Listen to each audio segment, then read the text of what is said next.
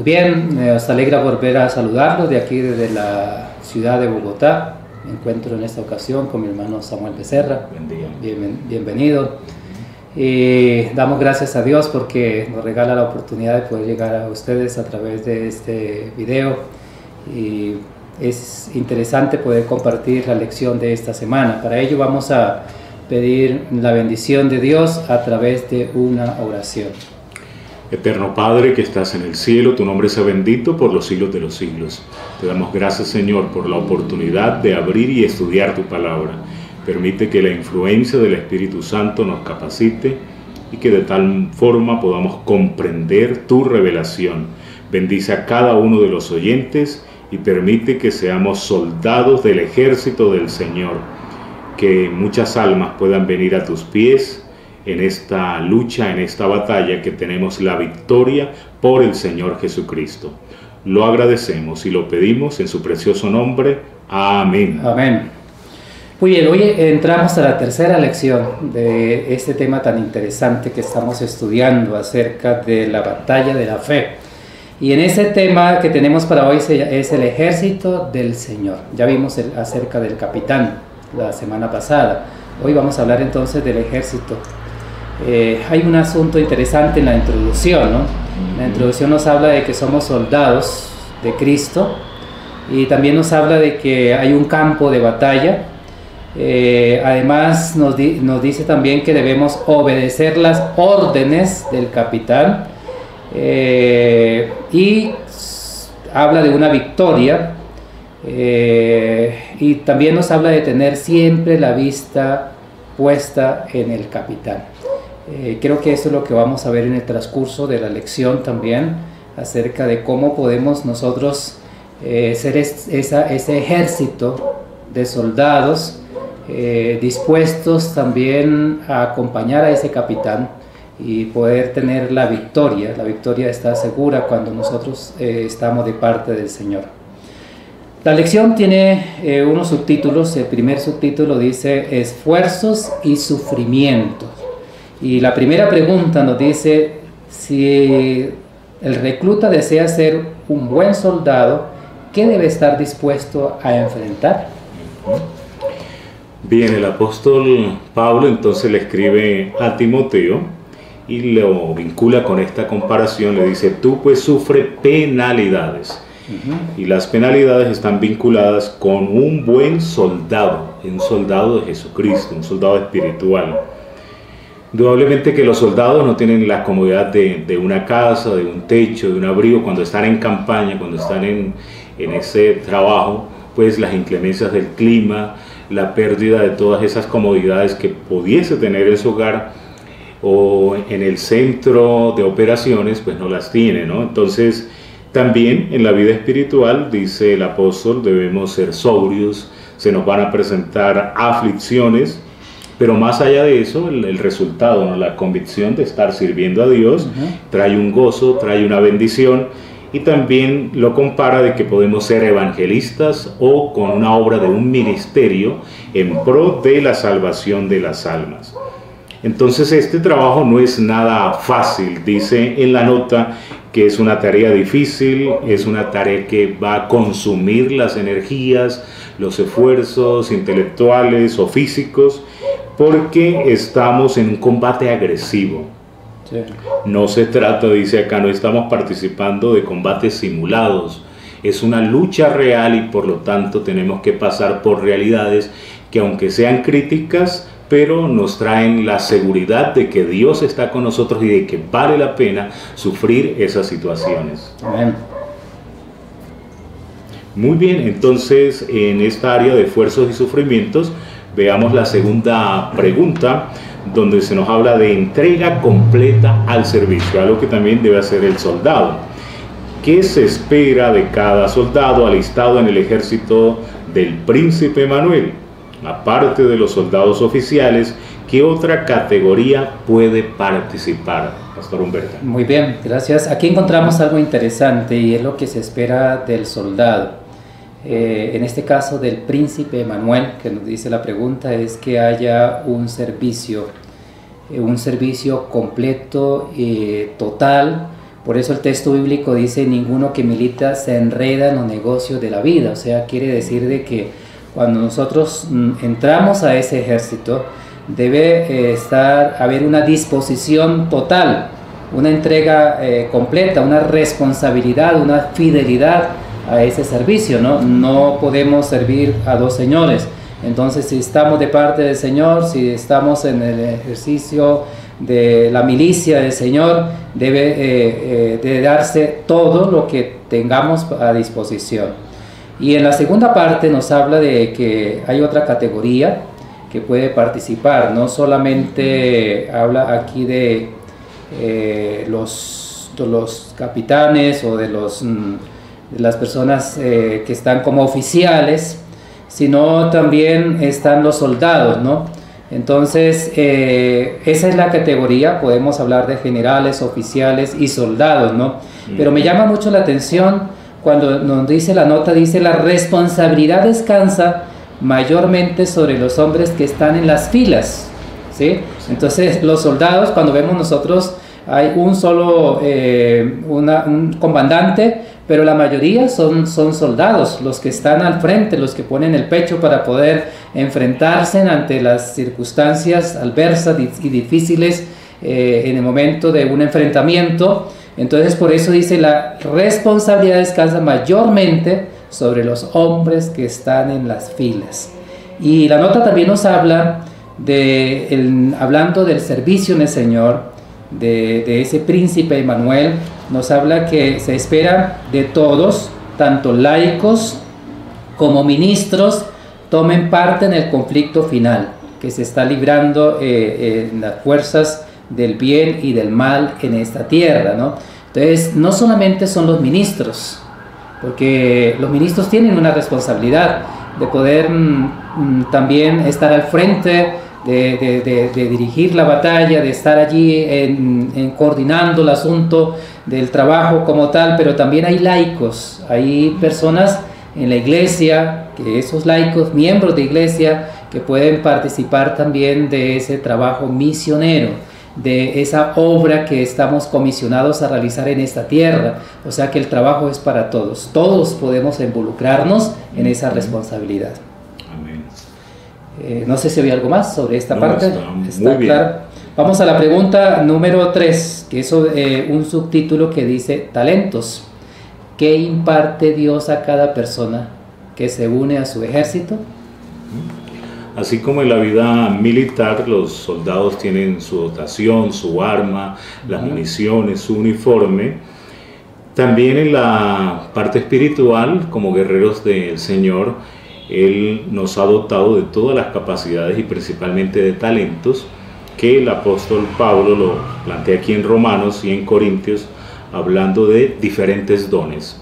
Según lo que se necesite en las diferentes áreas, Dios ha capacitado a la iglesia, ese cuerpo de Cristo, con estos dones para el servicio. Y según lo plantea Romanos 12, esos dones son según la gracia que nos es dada.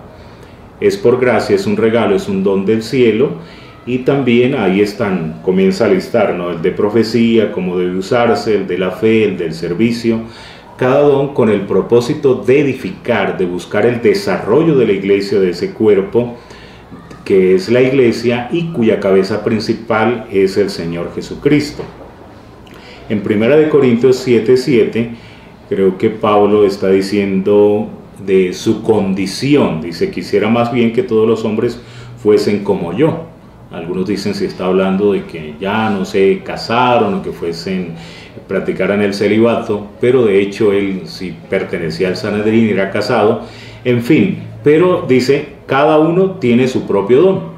Quizá hablando también del don de continencia que viene en ese capítulo 7 planteando. Pero lo que nos interesa es el énfasis que dice el apóstol: cada uno tiene su propio don. Así es. En lecciones pasadas hemos visto que Pedro también dice que cada uno conforme al don que ha recibido. Entonces todos tenemos ese talento, tenemos esas capacidades que hay que colocarlos al servicio de Dios, así como están las organizaciones en la parte militar, también en la iglesia, cada uno con su función, vamos a lograr un desarrollo efectivo en pro de la causa. nos dice la nota que tenemos una provisión, tenemos ayuda divina para todas las emergencias y frente a las cuales nuestros recursos humanos hayan sido insuficientes. O sea que la victoria no es por nuestra fuerza, sino por la fuerza de Dios, ¿no? Nos capacita, nos habilita de esa manera. Y nos habla en particular que nos da el Espíritu Santo para ayudar en cada dificultad, para fortalecer nuestra esperanza y seguridad, para iluminar nuestras mentes y purificar nuestros corazones. Veíamos hace 8 días o en la lección pasada que Cristo se iba, pero dejaba el Espíritu Santo, un subcomandante. Él está a nuestro favor, Él está con nosotros para darnos esa capacitación, esos talentos para que la obra avance hacia adelante y hacia arriba. Muy bien. Y no sé, ¿algún comentario? Avanzamos a la siguiente. Bueno, de pronto me llama mucho la atención esta parte que dice, da al Espíritu Santo para ayudar a cada dificultad.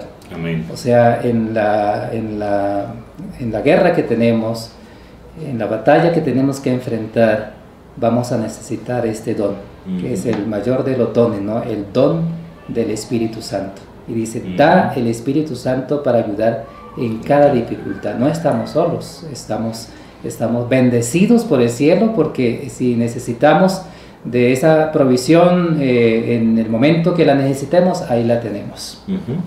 Y relacionado con esta bendición de los talentos, la cuarta pregunta dice que hay una reacción de parte del enemigo cuando el ejército del Señor en esta tierra se nos otorgan todas estas capacidades, los talentos y los dones.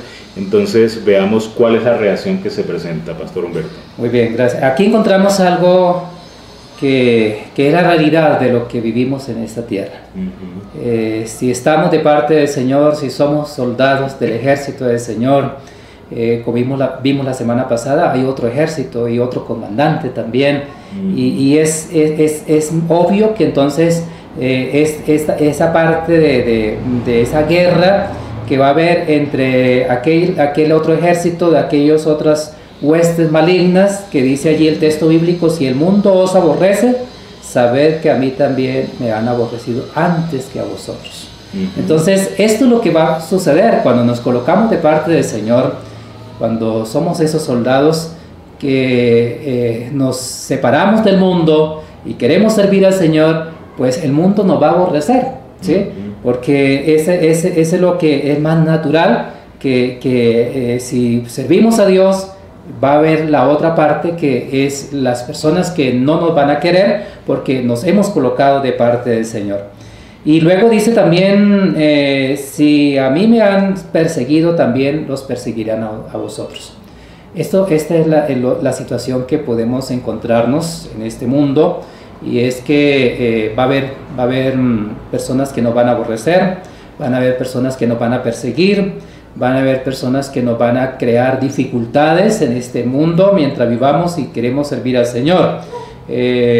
Sería diferente si estamos sirviendo al mundo, pues no vamos a tener persecución, no nos van a aborrecer, porque somos igual que el mundo, pero el ser diferente al mundo vamos a encontrar esa dificultad. Pero qué interesante, porque Él dice, conmigo ya lo han hecho. O sea, si a vosotros los persiguen, si a vosotros los aborrecen, no se preocupen. O sea, tenemos el ejemplo del Señor Jesús, que con Él lo hicieron lo mismo, ¿no? Hay una parte de la nota que dice, las huestes del mal están empeñadas, hay incesante guerra contra agentes designados para la predicación del Evangelio. Entonces, si predicamos el Evangelio del Señor Jesús, vamos a encontrar persecución. Sí. Si predicamos la palabra del Señor a otras personas, no vamos a esperar sino también esa persecución que tuvieron no solamente el Señor Jesús, sino también los apóstoles, cuando encontramos a un Pedro, a un Pablo, que fue perseguido, que fue azotado, que fue llevado a la cárcel, que fue golpeado en la calle. Eso podemos seguramente encontrar muy pronto, porque esto es lo que nos presenta esta parte de la lección, en que si al Señor Jesús hicieron con Él, cuánto más también con nosotros. La pregunta número 5, vamos a la parte que dice bajo la voluntad de Dios, y ya dejando sobre lo que tiene que ver con esos talentos. Entonces, cuando los soldados cristianos se someten a la voluntad de Dios, ¿quién pelea la batalla en su favor? Cuéntenos, hermano Samuel. Bueno, como ya estamos no actuando en nuestra voluntad, sino en la voluntad de Dios, entonces no es mi guerra, sino es la guerra de Dios. Entonces ya no peleo con mis fuerzas, sino que peleo con la fuerza de Dios. Y en ese sentido, Filipenses nos dice, porque Dios es el que en vosotros produce así el querer como el hacer por su buena voluntad. Es Dios el que está allí al frente, es Dios el que produce, es algo natural, es algo que surge por esa obra de Dios en nuestra salvación y en la continuidad de la vida cristiana, en nuestra santificación. Porque dice tanto el querer como el hacer. Ese querer, ese anhelo de desear la salvación, que el Espíritu Santo también nos produce ese arrepentimiento, esa convicción, pero también la práctica sucesiva, después de aceptar por la fe al Señor, la obediencia, la fidelidad que hacemos al Señor y que es la buena voluntad de Dios. Pablo tenía esa convicción y él decía, yo todo lo puedo en Cristo. Y no está diciendo en sí mismo, sino está confiando en la fuerza que venía del Señor. Pero eso no solo era una verdad del Nuevo Testamento, sino que el profeta Isaías también nos está diciendo desde el Antiguo Testamento, le dice a la generación de su época, donde ya estaban apenas las 2 tribus de Judá, las otras ya estaban dispersadas, como lo ha hecho el imperio asirio. Ahora el Señor le dice a Judá por el profeta, no temas, porque yo estoy contigo. Creo que este es uno de los versículos más recordados de la Biblia y del profeta Isaías. Isaías 41:10, que es maravilloso. Yo estoy contigo, no desmayes, yo soy tu Dios. Inclusive esa expresión, yo soy, nos hace recordar cómo Dios se presentó a Moisés, cómo Dios respaldó ese trabajo que debía hacer Moisés. Igual el pueblo de Dios debía tener esa confianza de que el yo soy, que el Eterno, que Jehová, que el Dios del pacto, iba a ayudarles a ellos. Entonces es algo muy, muy maravilloso. Dice la segunda parte de la nota, el corazón lleno de amor infinito se conduele de aquellos que se sienten imposibilitados para librarse de las trampas de Satanás, y les ofrece misericordiosamente fortalecerlos a fin de que puedan vivir para Él. Entonces ahí tenemos a nuestro capitán, ahí tenemos toda la ayuda divina, y si nos sentimos imposibilitados, que esas trampas son tan difíciles, que el mismo diablo está guerreando con nosotros, pues Cristo, con ese corazón lleno de amor infinito, viene a levantarnos, viene a que ese soldado que está herido, a sanarlo y a entrenarlo para que salga a la batalla. Y creo que eso debemos hacer también nosotros, porque a veces se da un pensamiento de que la iglesia es la única institución que puede rematar a sus soldados. Todos los soldados formales e informales, digamos fuerzas armadas o guerrillas, siempre tratan de sanar a sus heridos para que luchen esa batalla. Y Cristo está con nosotros para que luchemos bajo la voluntad de Dios. Sí, un comentario. Sí, hay algo interesante que me llama la atención. Ese texto bíblico dice, no temas, yo te ayudo, dice el Señor. Sí. Pero luego dice, no temas, gusano de Jacob. Esa expresión así de esa manera, ¿no? Dice, no temas, gusano de Jacob. Y luego dice, oh vosotros pocos de Israel. Sí. O sea, esto nos debe fortalecer, porque a veces, bueno, son unos pocos o son algo insignificantes, como dice acá la expresión, como un gusano, que de pronto nadie quiere tenerlo en sus manos, que quiere más bien colocarle pie o tirarlo por allá lejos. Así somos considerados muchas veces para el mundo, ¿no? Sí. Pero para Dios somos preciosos.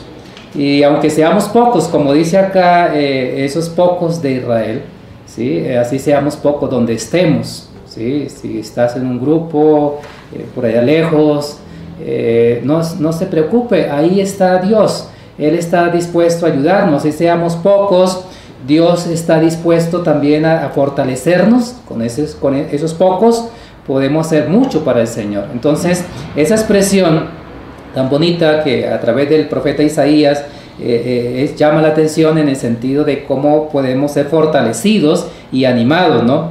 Y esa expresión que dice, no temas, yo te ayudo, ¿no? Entonces, no estamos solos, no debemos preocuparnos, Dios está con nosotros, Él está dispuesto a ayudarnos.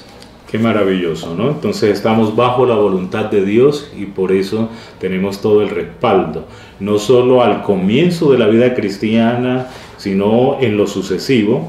Y dice la sexta pregunta, hasta el fin del conflicto, en toda nuestra experiencia. Pero ¿cuál es la clave del éxito tanto para los veteranos, los antiguos, como para los nuevos reclutas? Muy bien, qué bonito, ¿no? Esa expresión que encontramos acá dice la clave, ¿no? Dice aquí esa pregunta, la clave del éxito. Yo creo que todos queremos tener éxito en nuestro trabajo, en nuestra vida, y cuanto más en el ejército, seguramente de terminar una batalla, es decir, salimos victoriosos, estamos felices. Pero aquí encontramos que la clave del éxito en la vida espiritual, en la guerra espiritual, dice el texto de Santiago, dice, pero sed hacedores de la palabra. Esa es la clave del éxito, o sea, no solamente ser oidores, sino ser hacedores de esa palabra. Seguramente las milicias también, no solamente es oír el entrenamiento, la milicia, como debe hacerse, sino que cuando está al frente de la batalla debe practicarse, debe ponerse en práctica lo que se conoció en la milicia, lo que se escuchó, ahora ponerlo en práctica. Así es en la vida cristiana, ¿no? Por eso el apóstol dice, sed hacedores de la palabra. Y luego también dice Colosenses, el apóstol también dice, y todo lo que hagáis, hacerlo de corazón. Entonces aquí encontramos que debe esa vivencia debe nacer en nuestra vida, debe resaltar en nuestro corazón el deseo de servir al Señor. Y la nota nos habla también, dice, debe haber una entrega completa. Entonces eso es lo que pide el Señor. Él pide de nosotros no una entrega a medias, no una parte del corazón, porque en Proverbio encontramos, dice, dame, hijo mío, tu corazón. No dices, dame una parte del corazón. Él no desea que le sirvamos a medias, sirviendo una parte al mundo, otra parte a Dios, no. Sino que el servicio debe ser completo. Dice, debe haber una entrega completa también. Entonces dice, tengamos en Dios la fe inquebrantable, en la fuerza, en la capacidad, en la fidelidad. Y así de esa manera podemos ser victoriosos. Entonces, eso es lo que necesitamos, es la clave del éxito, en que podamos hacer hacedores de la palabra, tener esa fe en Dios, en que Él va a darnos la victoria y tener la seguridad de que Él está con nosotros. Amén. Bueno, la pregunta número 7 nos habla en un subtítulo que dice, el ejército crecerá. Y dice la pregunta número 7, ¿qué sucederá si los discípulos de Cristo se esfuerzan en proclamar la verdad presente como lo hicieron los apóstoles después de Pentecostés? Cuéntenos, hermano Samuel, ¿qué podemos decir referente a esto? Bueno, en primer lugar es como una necesidad que el ejército crezca, que avance, porque pues la batalla arrecia, la batalla requiere de más ayuda. Y también importante que la pregunta nos enfoca bajo el tema de la verdad presente, que creo que es parte del triple mensaje angélico, está asociado allí, Apocalipsis 14, 6 al 12, el evangelio eterno, la justificación por la fe, el sábado, la ley de Dios, el juicio investigador, el santuario, son verdades fundamentales que cuando las prediquemos va a traer crecimiento al pueblo de Dios. Y tenemos el modelo, el ejemplo, está en la iglesia apostólica. ¿Qué sucedió con ellos? Estaban perseverando en la doctrina, el escrito está, la doctrina de los apóstoles le llama que era la doctrina de Cristo, en la comunión, ese estrecho vínculo de parte de ellos, en el partimiento del pan, en las oraciones, en una serie de actividades religiosas que le generaba unidad también. Y ellos tenían un escenario de trabajar en el templo, y también en las casas. Entonces, de esa manera interna y externamente, la predicación del evangelio era muy notoria. Comían juntos, con alegría, con sencillez, alababan a Dios Y como resultado de esta vivencia, dice, y el Señor añadía cada día a la iglesia los que habían de ser salvos. Entonces va a haber un progreso. El Señor añade, el Señor da una multiplicación cada día los que habían de ser salvos. El Señor lo hace, pero también quiere que nosotros como soldados participemos en ese privilegio de ser misioneros, de ir a compartir las buenas nuevas, de predicar la verdad presente, y así muchas almas van a venir a los pies de Jesús. Qué privilegio que nosotros podamos cumplir en esa bendición de hacer crecer la obra de Dios. Y es interesante cuando aquí nos muestra de que la persona que recibe el Evangelio, conoce del Señor Jesús, inmediatamente también se integra al ejército del Señor. O sea, si nosotros compartimos la palabra y una persona toma una decisión para el Señor, llega a ser un soldado inmediatamente para el Señor. Pero esa persona también tiene la responsabilidad de también lo mismo hacer también de compartir. Y así es que crecen, ¿no? Y así era que crecían la iglesia apostólica, ¿no? El uno daba el mensaje, el otro lo daba a otro, y así sucesivamente el Señor añadía, dice, cada día los que habían de ser salvos. Y esa es la invitación, querida iglesia, también hoy, y es que nosotros estamos recibiendo de la palabra. No podemos quedarnos tranquilos cuando recibimos. A medida que recibimos, el Señor desea que nosotros también impartamos, otras personas puedan conocer, y esas otras personas que van conociendo van impartiendo a otras, para que así de esa manera el ejército va a crecer, el ejército misionero va a crecer, y se necesita en este último tiempo de ese ejército misionero, y a eso estamos llamados todos, a ser parte de ese ejército del Señor. Exacto, unas líneas de la nota dice: algunos de los rescatados podrán por la fe en Cristo ascender a elevados puestos de servicio. Y habla pues de puestos no de títulos, sino de servicio, de una obra en favor del Señor, y de llevar responsabilidades en la obra de salvar almas. Amén. Así que cada uno de nosotros con los talentos que el Señor nos ha dado, debemos contribuir hacia la salvación de las almas.